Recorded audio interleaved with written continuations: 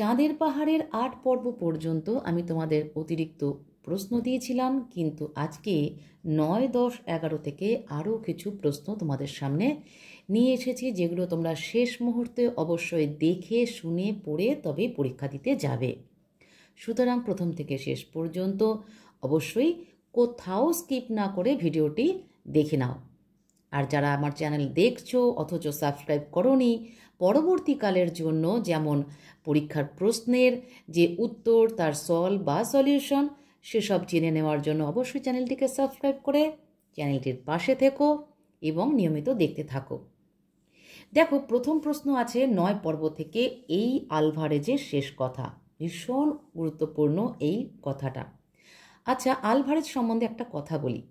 এই যে ৪ পর্ব থেকে ৯ পর্ব পর্যন্ত মোট ৬টা পর্বে আলভারেজ যে এতটা সময় ধরে রয়েছে, শঙ্করের সঙ্গে পরিচয় থেকে আলভারেজের মৃত্যু পর্যন্ত, একবারও কি ভেবেছ বা মনে আছে কি আলভারেজের বয়স কত? কোন পর্বে আছে আলভারেজের বয়স? আমি বলে দিচ্ছি। ১১ নম্বর পর্বে আছে আলভারেজের বয়স কত। আলভারেজের বয়স ৬২ বছর। ঠিক এই ১১ নম্বর পর্বেই একটা লাইন আছে যে ৬২ বছরের বৃদ্ধ যা পারবে বলে স্থির করেছিল সে তা থেকে পিছিয়ে যাবে। এই লাইনটা তুলে কিন্তু প্রশ্ন হতে পারে। তাহলে প্রশ্ন কীরকম আসতে পারে? আমি 4টে প্রশ্ন বলে দিচ্ছি যেগুলো সম্ভাব্য। ৬২ বছরের বৃদ্ধর পরিচয় দাও। সে কি পারবে বলে স্থির করেছিল? সে বলতে কার কথা বলা হয়েছে? 4 নম্বর প্রশ্ন হতে পারে, সে কোথা থেকে পিছিয়ে যাবে বলে বোঝানো হয়েছে। এবার চলে আসি ৯ নম্বর পর্বে, যেটা আমি আজকে তোমাদেরকে বলে দেব। দেখো, এই আলভারেজের শেষ কথা। আলভারেজ কে? আলভারেজকে আর নতুন করে বলে দেওয়ার অপেক্ষা থাকে না। আমি বহু পর্বে বহু জায়গায় আলভারেজকে বলে দিয়েছি। তার শেষ কথা কি ছিল? আলভারেজ সম্পূর্ণ অপ্রকৃতিস্থের মতো নির্দেশহীন ভঙ্গিতে হাত তুলে শঙ্করকে বলেছিল যে রাজার ঐশ্বর্য লুকোনো রয়েছে ওই পাহাড়ের গুহায়।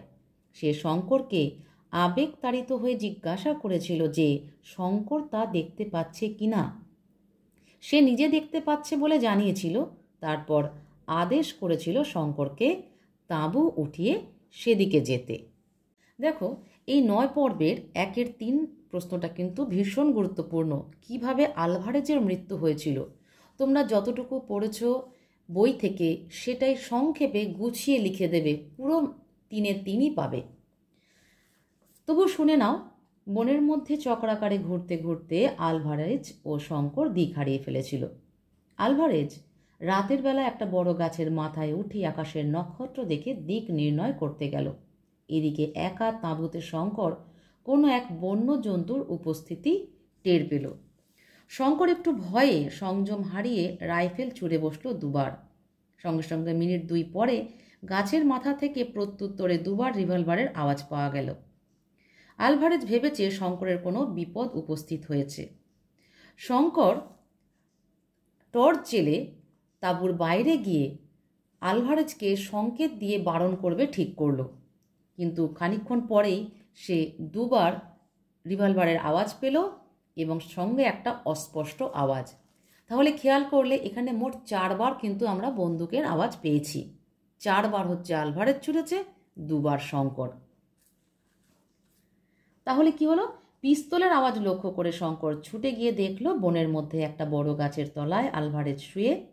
টর্চের আলোয় শঙ্কর দেখল তার সারা শরীর দিয়ে রক্ত ঝরছে, মাথাটা কোনাকুনি পড়ে রয়েছে, গায়ের কোটটা ছিন্ন ভিন্ন, গলার নিচে কাঁধের কাছে সারা পিঠে তীক্ষ্ণ দাঁত আর নখের আঘাতের চিহ্ন, আর পাশেই মাটিতে সেই 3 আঙুলের জন্তুটার পায়ের ছাপ। শঙ্করের বুঝতে বাকি রইল না যে বুনিপের আক্রমণেই তার এমন অবস্থা। তার সংজ্ঞাহীন দেহটা শঙ্কর তাঁবুতে নিয়ে এলো। সকালবেলা একটিবারের জন্য তার চেতনা এসেছিল। আবার সে চোখ বুজল। দুপুরবেলা জ্ঞান আসার পর সে তার মাতৃভাষায় অনেকক্ষণ কথা বলল। আবার তার সংজ্ঞা হারানোর পর বিকেলের দিকে যখন তার জ্ঞান এলো, তখন অসংলগ্ন কথা বলতে বলতে সে শেষ নিঃশ্বাস ত্যাগ করল। 4 নম্বরটা দেখো, আলভারেজের মৃত্যুতে শঙ্করের মনের অবস্থা কি হয়েছিল। শঙ্কর পুরোপুরি স্তব্ধ হয়ে গিয়েছিল। সে বেশ অনেকক্ষণ কিংকর্তব্য বিমূঢ় হয়ে আলভারেজের মৃতদেহের সামনে বসেছিল। প্রথমে আলভারেজের জন্য তার খুব কষ্ট হচ্ছিল। সে তাকে প্রকৃতই ভালোবাসত। তারপর তার মনে আলভারেজের নিয়তির অনিবার্যতা গভীর রেখাপাত করল। জিম কার্টারের মতোই মৃত্যু হলো আলভারেজের, এ কথাই তার মনে বিস্ময় জাগালো। শেষে এই ভয়ঙ্কর পাহাড় জঙ্গলে একা সেই মৃত্যুর বিভীষিকা তার মনে আতঙ্কের সৃষ্টি করল। তবে বিপদ মানুষকে সাহসী করে। শঙ্কর মনোবল হারায়নি। দুটি বন্দুক নিয়ে সারা রাত সে আলভারেজের মৃতদেহ পাহারা দিয়ে বসেছিল। সকাল হলে সে তাকে সমাধিস্থ করে যথোপযুক্ত শ্রদ্ধার সঙ্গে। 2 নম্বর প্রশ্নে চলে এলাম। দেখো, একটা কৌতূহলের বশবর্তী হয়ে সে জিনিসপত্র বাইরে রেখে গুহার মধ্যে ঢুকলো। এটা কিন্তু 10 নম্বর পর্ব থেকে দেওয়া হয়েছে। সে বলতে কার কথা বলা হয়েছে তার পরিচয় দাও। অবশ্যই সে বলতে শঙ্করের কথা বলা হয়েছে, তার পরিচয় দেওয়ার আর অপেক্ষা থাকে না। আমি 2 নম্বর প্রশ্নে চলে যাচ্ছি। গুহার মধ্যে ঢোকার কৌতূহল তার কেন জেগেছিল? বনের মধ্যে আলভারেজকে হারিয়ে শঙ্কর পুরোপুরি বিভ্রান্ত হয়ে গিয়েছিল।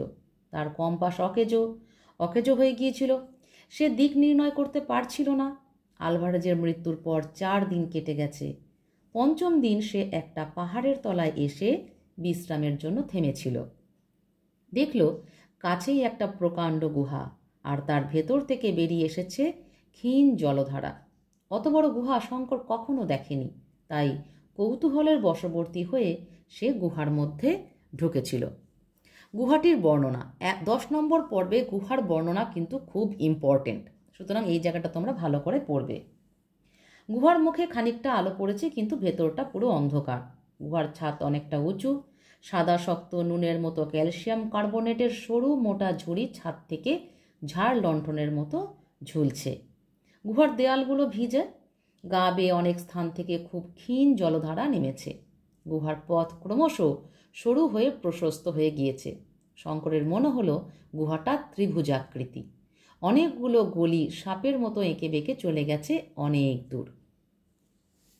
4 নম্বর দেখো, কি ধরনের বিপদের সম্মুখীন তাকে হতে হয়েছিল। অর্থাৎ গুহার মধ্যে শঙ্কর যতক্ষণ বিপদের সম্মুখীন হয়েছে, যতবার হয়েছে, পুরোটাই লিখতে হবে। 3 নম্বর আছে, শঙ্করকে গুহার মধ্যে ঘোর বিপদের সম্মুখীন হতে হয়েছিল। 3 দিন 3 রাত্রি ধরে সে গুহা থেকে বেরোনোর পথ খুঁজছে। সে টর্চের ব্যাটারিগুলো গুহায় ঢোকার সময় অন্য জিনিসপত্রের সঙ্গে বাইরে রেখে এসেছিল। ফলে ব্যাটারি ক্রমশ ফুরিয়ে এসে টর্চের জোরালো আলো ক্ষীণ হয়ে আসছিল। শঙ্করের মনে হলো টর্চের আলো যতক্ষণ, তার জীবনও ততক্ষণ। আলো নিভে গেলে সম্পূর্ণ অন্ধকারে পথ খুঁজে পাবার কোনো আশাই তার আর নেই।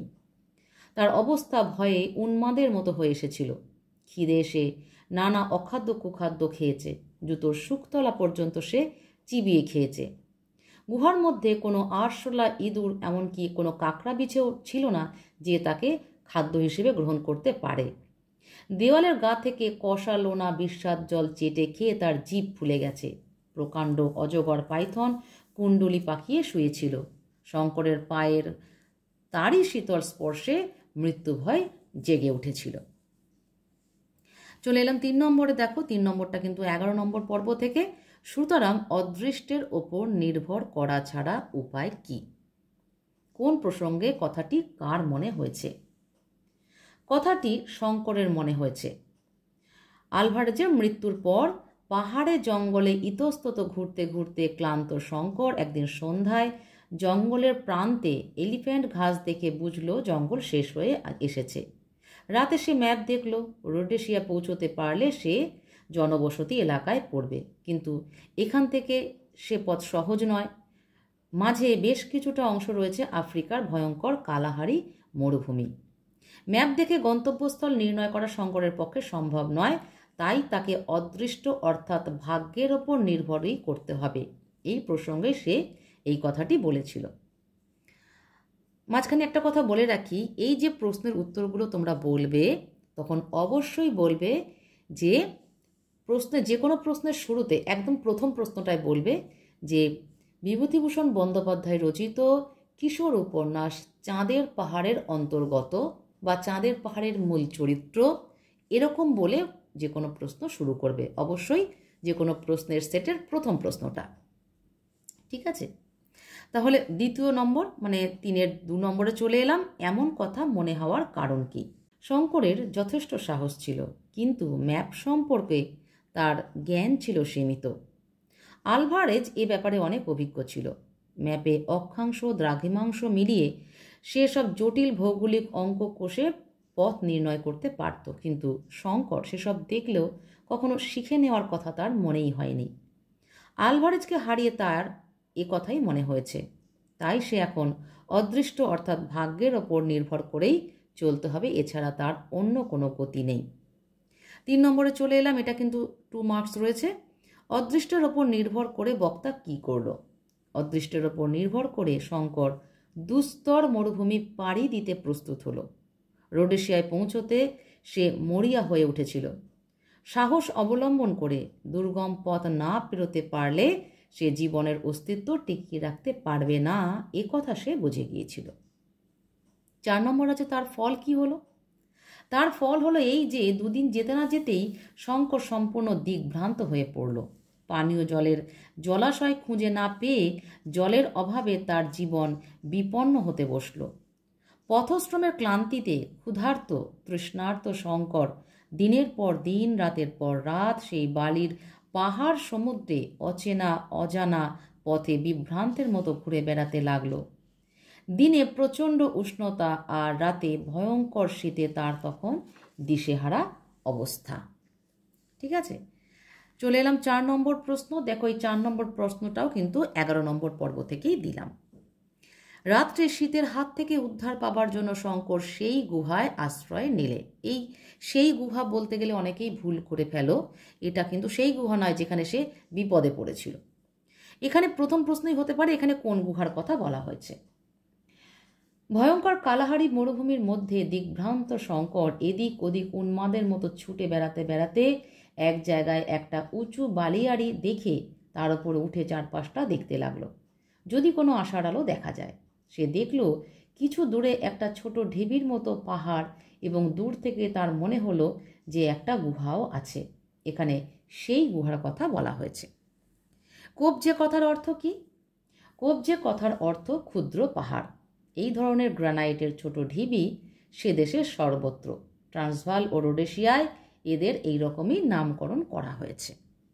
2 মার্কস ছিল, একদম টু দি পয়েন্ট আনসার। গুহার চারপাশের প্রাকৃতিক পরিচয় দাও, এখানে কিন্তু 2 মার্কস আছে। গুহার চারপাশে শুধুই বালির পাহাড়। পূর্ব দিক ক্রমশ উঁচু হয়ে গিয়েছে, পশ্চিমে সূর্য ডুবে গেলেও সারা আকাশ সূর্যাস্তের আভায় লাল। 4 নম্বরে চলে এলাম, কোন অবস্থায় বক্তা গুহায় আশ্রয় নিল? তার এ অবস্থা হওয়ার কারণ কি? 3 নম্বর রয়েছে মার্কস। মরুভূমিতে দিনে যেমন উত্তাপ প্রচণ্ড, তেমনি রাত্রে ভয়ঙ্কর শীত। শেষ রাত্রে শীতে হাত পা জমে যাওয়ার মতো অবস্থা হয়। রাত্রে শীতের হাত থেকে উদ্ধার পাওয়ার জন্য শঙ্কর এই গুহায় আশ্রয় নিল।